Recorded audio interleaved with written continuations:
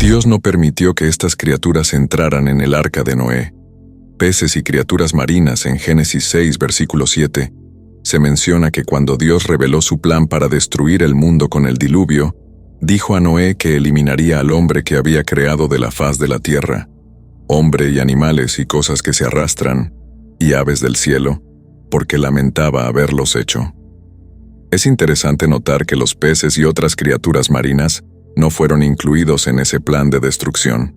Hay algunos pasajes en la sección del diluvio en Génesis que pueden ayudar a esclarecer si los peces fueron afectados por el diluvio o no. En Génesis 6, versículo 17, se menciona: «He aquí, traeré un diluvio de agua sobre la tierra, para destruir toda carne en la cual hay aliento de vida debajo del cielo. Todo lo que está en la tierra morirá». Específicamente, todo en la tierra morirá. El diluvio de agua los ahogaría. Lógicamente, animales que viven en el agua no serían afectados por más agua.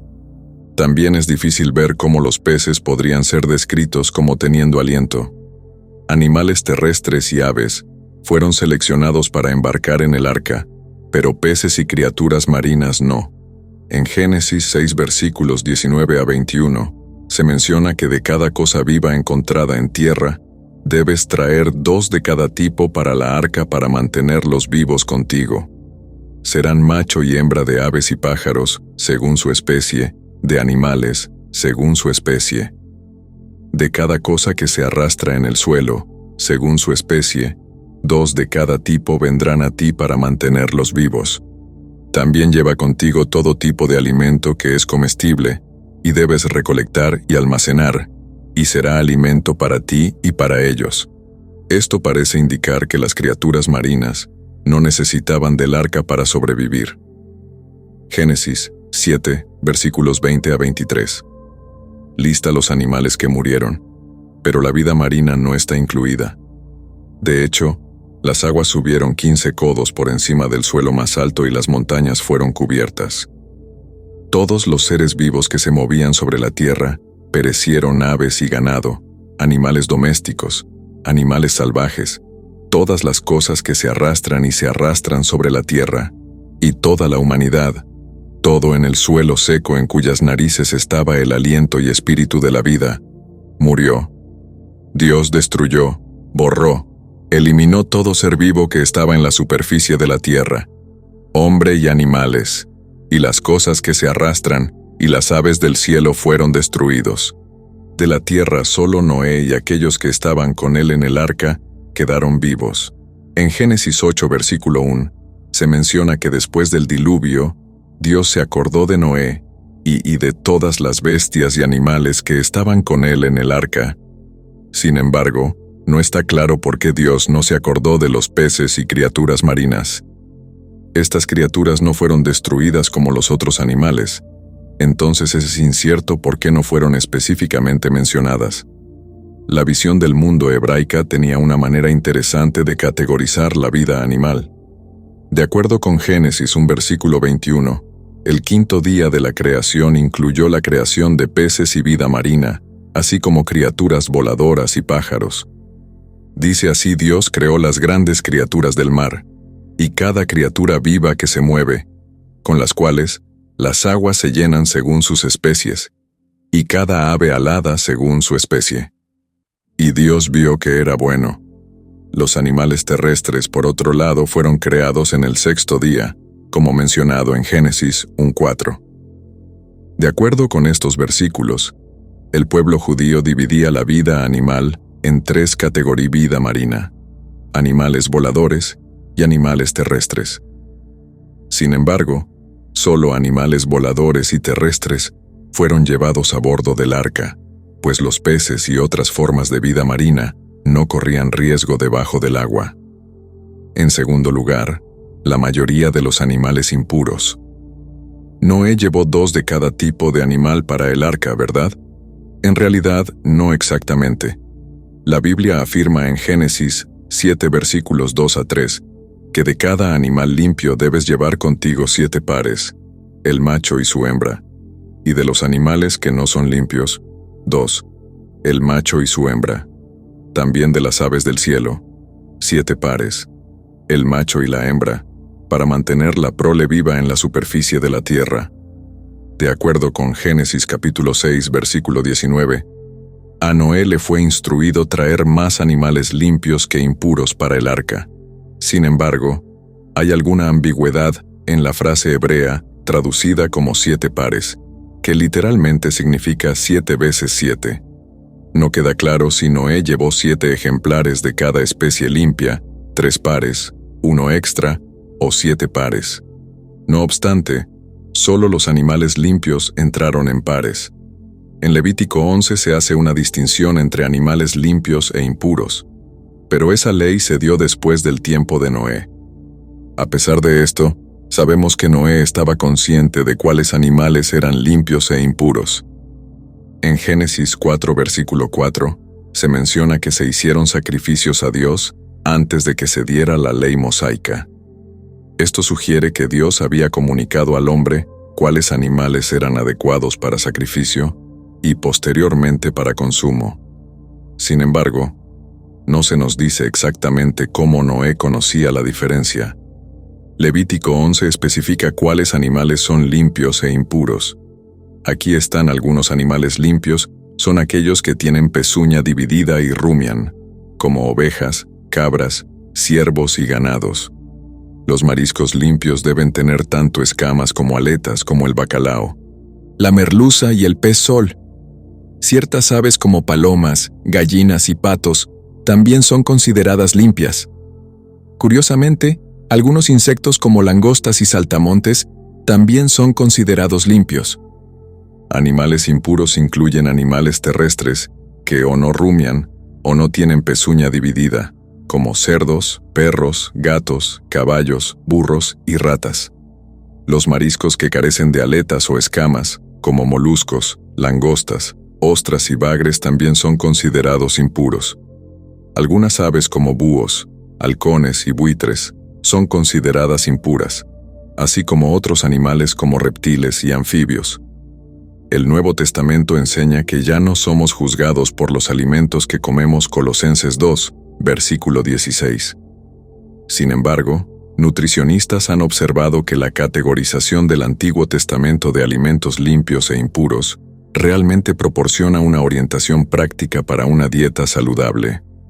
En una época antes de las prácticas modernas de seguridad alimentaria, consumir solo animales limpios habría ayudado a las personas a evitar muchos problemas de salud. La distinción de Dios entre animales limpios e impuros no era solo sobre dieta, sino también para recordar a Israel su estado separado para adorar al único Dios verdadero. En el libro de Génesis capítulo 7, la referencia a animales limpios habría sido entendida por el público original como significando que animales que Dios había designado como aptos para consumo y sacrificio. Habría hecho sentido para Noé incluir más animales limpios que impuros en el arca, ya que no eran solo para preservación, sino también para uso futuro. Tras el diluvio, Noé hizo un sacrificio como mencionado en Génesis 8, versículo 20, ya que había llevado 7 pares de cada animal limpio. En el arca, aún habría muchos animales restantes para repoblar la tierra. Tras el sacrificio, Noé recibió un mandato de llevar 7 pares de animales limpios, donde un par representa un macho, uno hembra.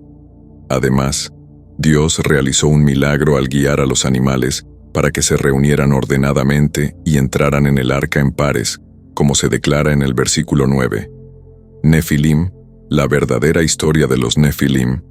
La Escritura indica que una parte de los ángeles caídos de Satanás falló en mantener su dominio apropiado, al materializarse e interactuar con humanos de maneras que los ángeles nunca fueron destinados a hacer.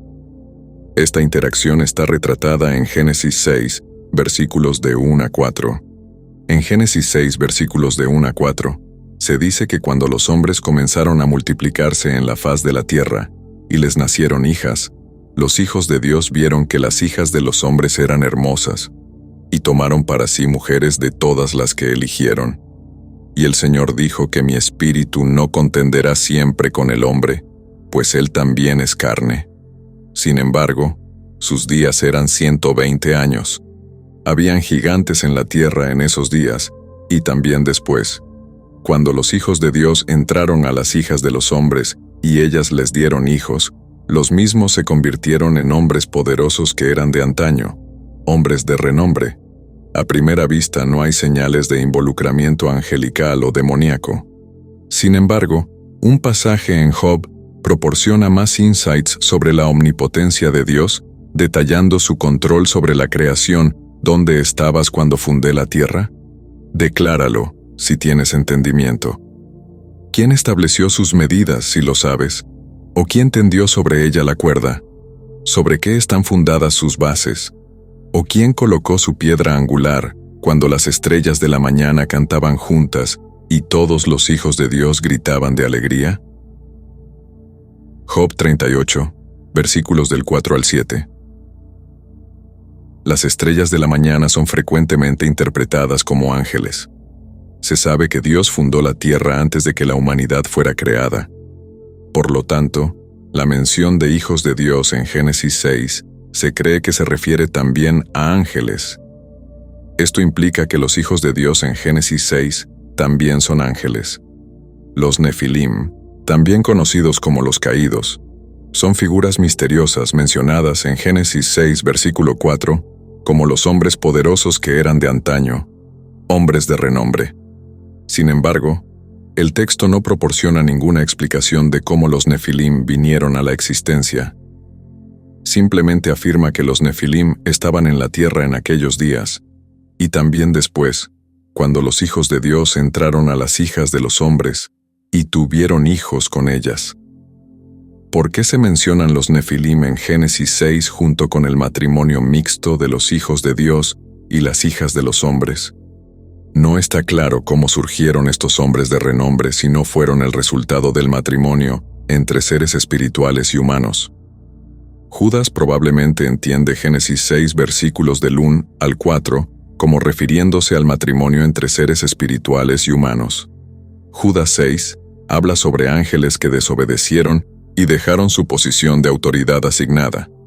Según la Biblia, este evento ocurrió cuando los ángeles dejaron el cielo para vivir en la tierra, según lo descrito en Génesis 6 versículos del 1 al 4. Estos argumentos apoyan la visión tradicional de que los hijos de Dios se unieron a mujeres humanas y dieron a luz a los Nefilim.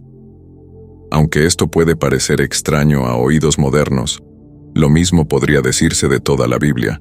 La verdad es más extraña que la ficción, y el mundo que Dios creó está lejos de lo que comúnmente creemos.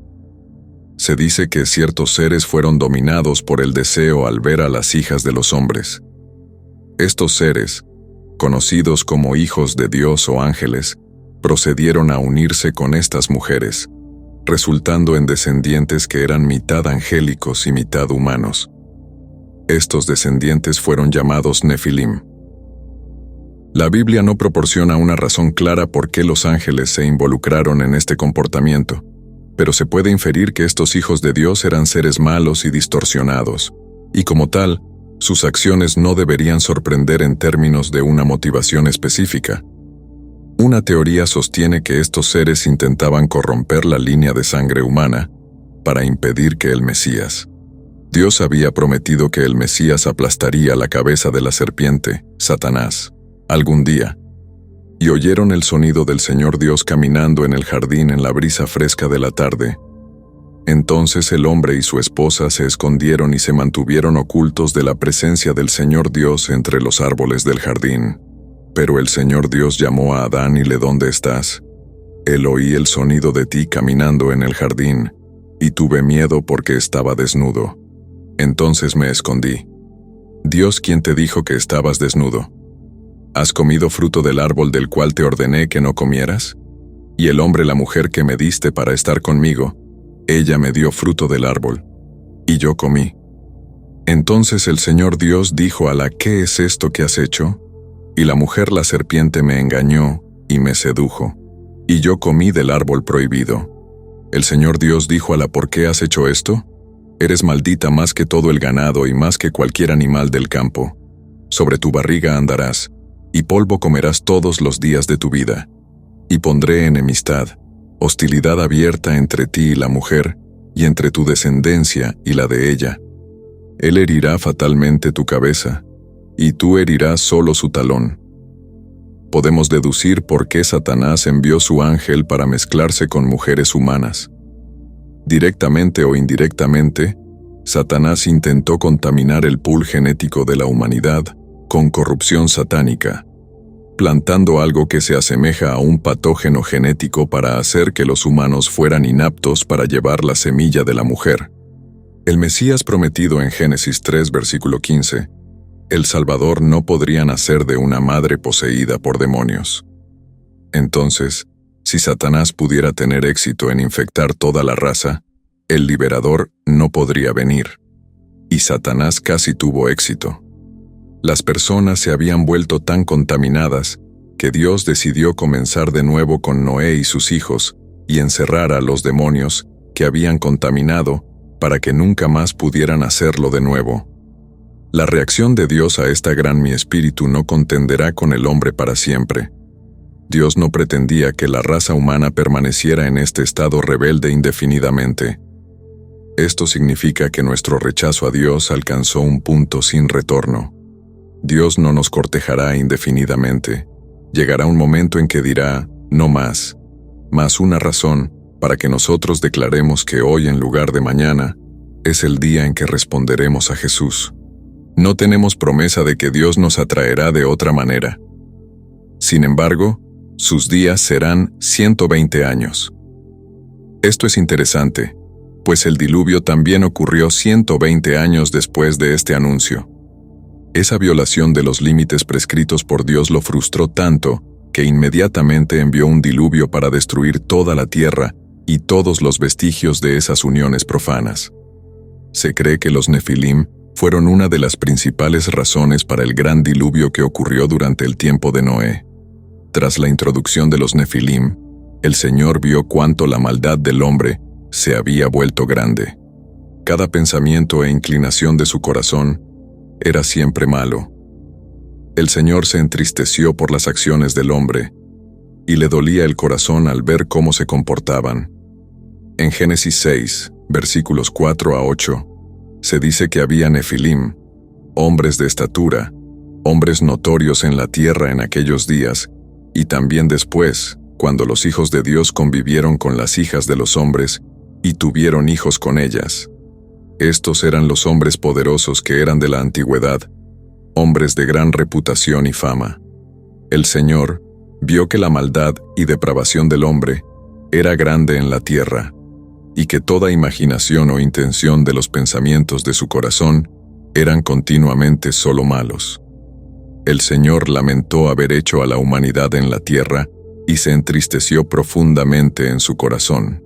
Así, el Señor dijo, «Destruiré, aniquilaré a la humanidad que creé de la superficie de la tierra, no solo al hombre, sino también a los animales, a las cosas rastreras y a las aves del cielo, porque me entristece profundamente ver a la humanidad pecar y me arrepiento de haberlos hecho». Pero Noé encontró favor y gracia a los ojos del Señor. En la historia del arca de Noé, Dios estaba descontento con el estado del mundo y decidió inundar toda la tierra, resultando en la destrucción de casi todo, excepto Noé, su familia y los animales en el arca. Hasta los Nefilim no fueron perdonados. Conforme Génesis 6, versículo 6, el Señor estaba arrepentido. Algunas traducciones usan la palabra triste en lugar de arrepentido. En hebreo, la palabra para sentir tristeza o arrepentimiento es nachum, que significa lamentar profundamente o suspirar pesadamente. Decir que el Señor se arrepintió es una manera de Dios usar el lenguaje humano para ayudarnos a entender su corazón. El versículo implica que el pecado humano partió el corazón de Dios. Dios es amor completo. Él nos ama y no quiere que nada salga mal con nosotros. Le parte el corazón cuando pecamos y se queda conmocionado con nuestros pecados. Pero ¿por qué los hombres de repente se volvieron tan violentos? ¿Fue porque la línea divina se mezcló con la línea impía? ¿O fue, al menos en parte, porque la humanidad se mezcló con seres espirituales? Me gustaría argumentar a favor de la última hipó. ¿Había nefilim después del diluvio? Parece que los ángeles caídos cometieron su pecado nuevamente después del diluvio, aunque es probable que esto haya ocurrido en menor extensión que antes del diluvio. Los israelitas regresaron a Moisés con la siguiente información, después de explorar la tierra de Canaán, Números 13, versículo 33, y allí vimos a los gigantes, hijos de Anaque, que vienen de los gigantes y nosotros éramos a nuestros propios ojos como saltamontes, y así éramos a los ojos de ellos. Es también posible que después del diluvio, los demonios se mezclaran nuevamente con mujeres humanas, resultando en más nefilim.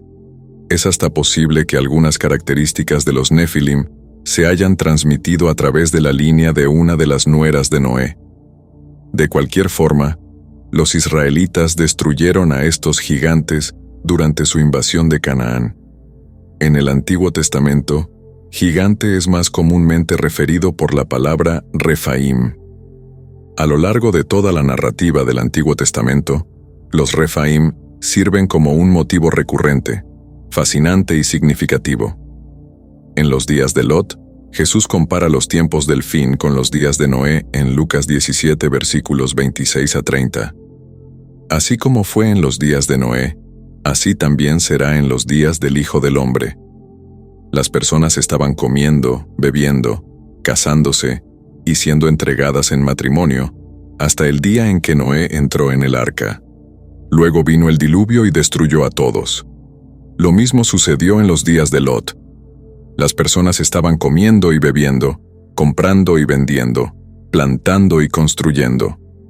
Pero el día que Lot salió de Sodoma, fuego y azufre llovieron del cielo y los destruyeron a todos. Será exactamente así en el día en que el Hijo del Hombre sea revelado. Hay un aspecto final de los últimos días que Jesús señala y que estaba presente en las sociedades de Noé y de Lot. Jesús habla sobre estas actividades. Jesús menciona 8 actividades comer, beber, casarse, dar en matrimonio, comprar, vender, construir y plantar. No hay nada intrínsecamente pecaminoso en estas actividades. Entonces, ¿cuál era el problema? El problema era que estaban tan inmersos en estas actividades que no reconocían los días en que estaban viviendo. Yo resumiría ese problema en un materialismo.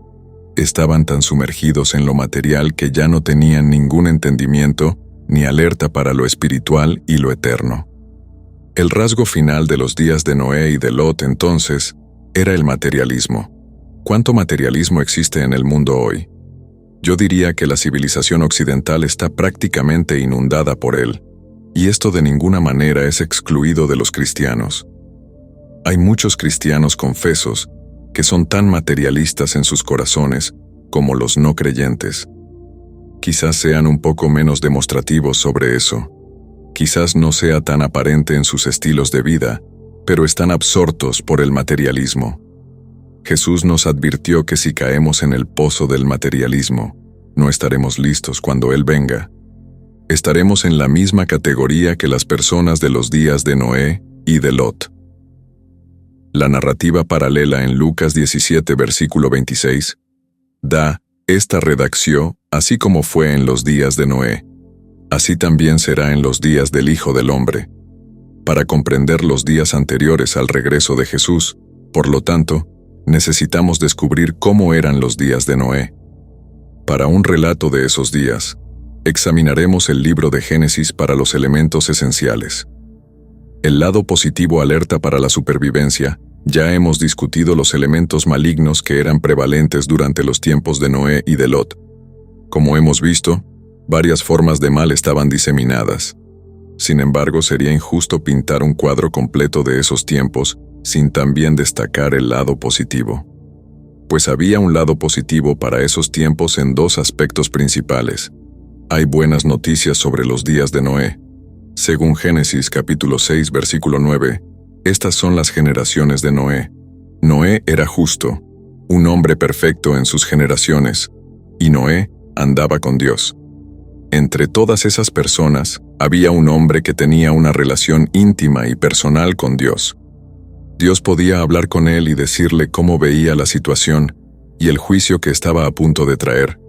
Para nosotros como creyentes, Noé establece un estándar que debemos seguir. Noé y su familia fueron los únicos sobrevivientes de esa tragedia. Me parece claro que solo aquellos que vivan como Noé y su familia sobrevivirán hoy. Hebreos capítulo 11 tiene solo un versículo sobre Noé por fe. Noé, siendo advertido por Dios sobre cosas aún no vistas, movido con temor, preparó un arca para la salvación de su casa, por lo cual condenó el mundo y se convirtió en heredero de la justicia, que es por la fe.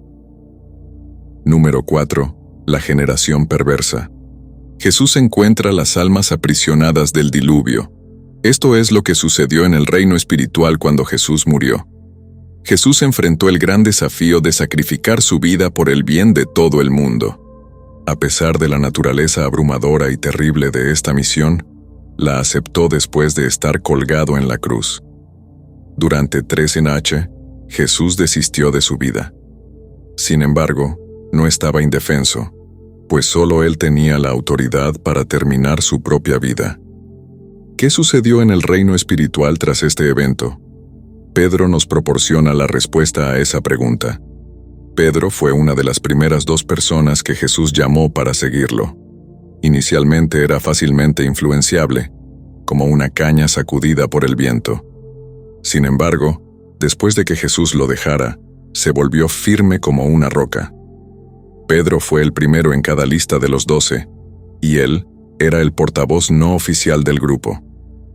¿Sabes a dónde fue su espíritu? ¿Qué le ocurrió? ¿Terminó en el cielo o en el infierno? Existe cierta disputa sobre el paradero de Jesús, o más específicamente, la ubicación de su espíritu durante los 3 días entre su muerte y resurrección. ¿Dónde estaba Jesús? Otro pasaje es mencionado a menudo en la discusión sobre dónde estuvo Jesús en los 3 días entre su muerte y resurrección, es decir, 1 Pedro 3, 18, 21. Estos versículos constituyen uno de los textos más enigmáticos e intrigantes del Nuevo Testamento. Jesús es el epítome de lo que significa sufrir por el bien, de hacer el bien para traernos a Dios y restaurar nuestra relación rota y muerta con Él. Aquel que es justo soportó sufrimiento por todos nosotros que somos injustos. El objetivo de todo esto era traernos a Dios. 1 Pedro 3, 18, 21 dice que Cristo también sufrió por pecados una vez por todas, el justo por los injustos, para que Él pudiera traernos a Dios, habiendo sido asesinado en la carne, pero vivificado en el Espíritu, en el cual también fue y proclamó a los espíritus en prisión que una vez fueron desobedientes, cuando la paciencia de Dios esperaba en los días de Noé, durante la construcción del arca, en la cual pocos, es decir, 8 personas, fueron traídas a salvo a través del agua. Correspondiendo a esto el bautismo ahora os salva, no la remoción de la suciedad de la carne, sino un llamado a Dios por una buena conciencia.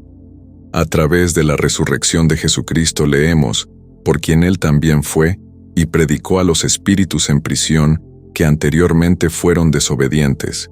Jesús predicó a los espíritus en prisión con la ayuda del Espíritu Santo. Parece que esto fue hecho después de que Jesús muriera, pero antes de que resucitara, ¿Jesús realmente predicó a los espíritus en el Hades? Sí, es correcto. El Hades es considerado el reino de los muertos, y Jesús supuestamente fue allí para entregar su mensaje. Es bastante fascinante pensar en ello. Jesús predicó a los espíritus en prisión. ¿Alguna vez te has preguntado quién tiene el nivel más alto de autoridad y poder en este mundo?